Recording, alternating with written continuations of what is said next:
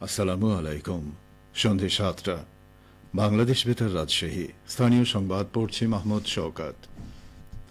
রাজশাহী বিশ্ববিদ্যালয়ের কেন্দ্রীয় ছাত্র সংসদ নির্বাচনে পূর্ণাঙ্গ প্যানেল ঘোষণা করেছে রাবি শাখা ছাত্রদল।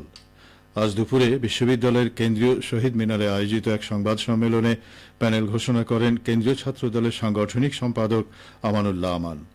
ঘোষিত প্যানেলে ভিপি পদে শেখ নুরউদ্দিন আবির, সাধারণ সম্পাদক পদে নাফিউল ইসলাম জীবন এবং সহকারী সাধারণ সম্পাদক পদে জাহিন বিশ্বাস এশা প্রতিদ্বন্দ্বিতা করবেন। উল্লেখ্য, তফসিল অনুযায়ী আগামী 25 সেপ্টেম্বর রাকসু নির্বাচন অনুষ্ঠিত হবে। সিরাজগঞ্জ জেলা প্রশাসন আয়োজিত নৌকাবাইজ প্রতিযোগিতা সফল করতে প্রস্তুতি সভা অনুষ্ঠিত হয়েছে। আজ সকালে জেলা প্রশাসক কার্যালয়ের শহীদ শামসুদ্দিন সম্মেলন কক্ষে জেলা প্রশাসনের উদ্যোগে সভাটি অনুষ্ঠিত হয়। সভায় সভাপতিত্ব করেন সিরাজগঞ্জ জেলা প্রশাসক মোহাম্মদ নজরুল ইসলাম। তিনি বলেন, গ্রাম বাংলার হাজার বছরের চিরায়ত ঐতিহ্যের অংশ নৌকাবাইজ। এবছরে ঐতিহ্যবাহী নৌকাবাইজ আয়োজনে জেলা প্রশাসনের উদ্যোগকে সফল করতে সকলের সহযোগিতা প্রয়োজন। এ সময় উপস্থিত ছিলেন জেলা বিএনপির সাধারণ সম্পাদক ও চেম্বার অব কমার্স অ্যান্ড ইন্ডাস্ট্রির প্রেসিডেন্ট সাইদুর রহমান বাচ্চু, জেলা তথ্য অফিসের উপপরিচালক মোহাম্মদ আলী, ইসলামিক ফাউন্ডেশন সিরাজগঞ্জের উপপরিচালক মোহাম্মদ ফারুক হোসেন। রাজশাহী বিভাগীয় জেলা ভোক্তা অধিকার সংরক্ষণ অধিদপ্তরের অভিযানে 5টি প্রতিষ্ঠানকে 39,000 টাকা জরিমানা করা হয়েছে। আজ দিনব্যাপী রাজশাহী মহানগরী ও গোদাগাড়ী উপজেলার বিভিন্ন দোকানে এই অভিযান পরিচালনা করা হয়। ভোক্তা অধিকার সংরক্ষণ অধিদপ্তরের দেয়া তথ্য মতে নগরীর শাহ মখদুম থানাধীন ফাতিহা ফ্যাশন ও অর্গানিক প্রোডাক্টের স্বত্বাধিকারীকে 32,000 টাকা, বোয়ালিয়া থানাধীন মেসার্স মতি স্টোরের স্বত্বাধিকারীকে 3,000 টাকা এবং গোদাগাড়ী উপজেলার রাজাবাড়ী এলাকার জননী ফার্মেসি ও সামাদ স্টোরের স্বত্বাধিকারীকে 4,000 টাকা অর্থদণ্ড প্রদান করা হয়। রাজশাহী জেলার ভোক্তা সংরক্ষণ অধিদপ্তরের সহকারী পরিচালক বিপুল বিশ্বাস জানান, মূল্য তালিকা না থাকা ভোক্তাদের কাছ থেকে নির্ধারিত মূল্যের চাইতে অতিরিক্ত মূল্য আদায় করা এবং বিএসটিআই এর অনুমোদন না থাকায় 5টি দোকানিকে 39,000 টাকা জরিমানা করা হয়। সেই সাথে তাদের সতর্ক করা হয়েছে। পাবনায় বৈষম্য বিরোধী ছাত্র আন্দোলনের সময় ছাত্র জনতার উপর হামলার মামলায় 3 আসামিকে গ্রেফতার করেছে সদর থানা পুলিশ। গ্রেপ্তারকৃতরা সবাই নিষিদ্ধ ঘোষিত ছাত্রলীগের নেতা কর্মী। আজ দুপুরে এক সংবাদ বিজ্ঞপ্তিতে তথ্য জানান পাবনা জেলা পুলিশ।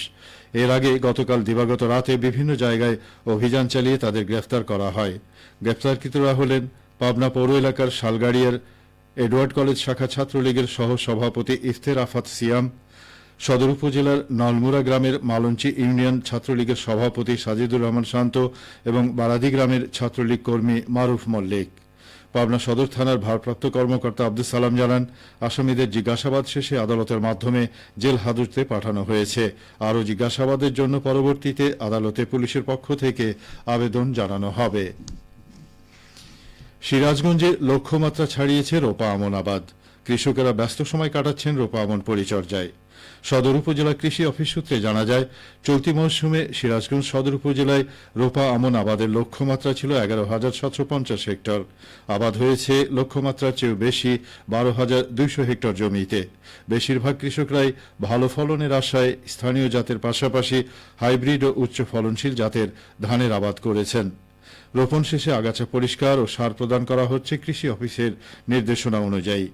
সদর উপজেলা কৃষি কর্মকর্তা এস.এম. নাসিম হোসেন বলেন, রোপা আমন চাষাবাদ বৃদ্ধি করতে কৃষকদের উৎসাহিত করার লক্ষ্যে কৃষি প্রণোদনা কর্মসূচির আওতায় বীজ ও সার প্রদান করা হয়েছে।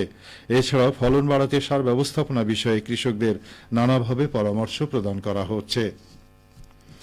খেলার খবর, ফুটবল। নাটোরে জেলা প্রশাসক গোল্ড কাপ ফুটবল টুর্নামেন্টের খেলায় আজ টাইব্রেকারে বড়াইগ্রাম উপজেলা দল 4-2 গোলে লালপুর উপজেলা দলকে পরাজিত করেছে। নাটোরের লালপুর উপজেলা স্টেডিয়ামেও টুর্নামেন্টের তৃতীয় খেলা অনুষ্ঠিত হয়। জেলার 7টি উপজেলা এবং নাটোর পৌরসভা সহ মোট 8টি দলের অংশগ্রহণে টুর্নামেন্ট অনুষ্ঠিত হচ্ছে। সবশেষে আবহাওয়া। আজ রাজশাহীতে সর্বোচ্চ তাপমাত্রা ছিল 35 ডিগ্রি এবং সর্বনিম্ন 26.8 ডিগ্রি সেলসিয়াস। সন্ধ্যে 6টায় বাতাসে আপেক্ষিক আর্দ্রতার পরিমাণ ছিল 64%। রাজশাহী ও পার্শ্ববর্তী এলাকায় আগামীকাল সূর্যোদয় ভোর 5:48। সংবাদ শেষ হল। আমাদের পরবর্তী স্থানীয় সংবাদ প্রচারিত হবে আগামীকাল সকাল 8:10।